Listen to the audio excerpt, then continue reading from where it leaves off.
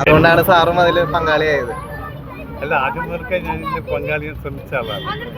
ഞാൻ ശ്രമിച്ചല്ല, അവരെ ശ്രമിച്ചു. പക്ഷെ എൻ്റെ സാങ്കേതികമായ ചില അസൗകര്യങ്ങളോട് ഞാൻ മാറ്റിവെച്ചു. പിന്നെ അത് ദൈവ ഇച്ഛേന ഇങ്ങോട്ട് തന്നെ വന്നു.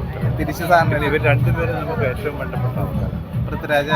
പൃഥ്വിരാജിൻ്റെ ആൾക്കും മോഹൻലാലായിക്കോട്ടെ, മറ്റേ ലൈക്കി ആയിക്കോട്ടെ, അല്ലെങ്കിൽ മറ്റേ ഇവരെ ആന്റണിയുടെ ഇതായിക്കോട്ടെ, എല്ലാം രണ്ടുപേരും നമുക്ക് ഏറ്റവും വേണ്ടപ്പെട്ടവർ.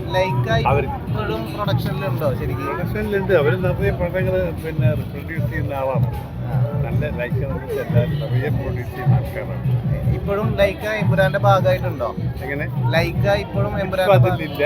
ഞങ്ങൾ സ്നേഹത്തോടാണ് എനിക്കത് തന്നത്. എന്നോട് പറഞ്ഞിട്ട് എന്നോട് ഞങ്ങളെ ബന്ധമുണ്ട്. അപ്പോൾ അവരുടെ അഭിപ്രായ വ്യത്യാസം ഏറ്റെടുത്തു.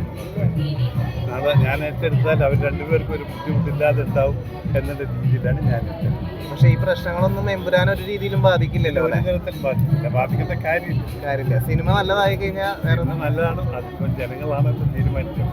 ഇപ്പം നല്ലതായിരിക്കുന്ന വിശ്വാസം. അതുകൊണ്ടാണ് ഇത്രയും പിന്നെ പ്രയത്നം ചെയ്ത് കാര്യങ്ങൾ. ആ ദിവസം വേണ്ടി സാറും വെയിറ്റിംഗ് ആണ്. ഞാനും വെയിറ്റിംഗ് ആണ്. നിങ്ങളെ പുറത്തന്നെ ഞാനും വെയിറ്റിംഗ് ആണ്. പക്ഷെ അവിടെ ഇവിടെ ഒക്കെ കണ്ടപ്പോൾ പടം നന്നാവും എന്നുള്ള വിശ്വാസം.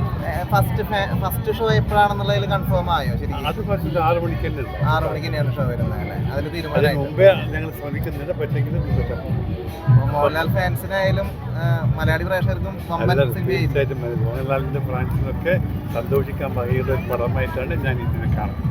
ഓക്കെ.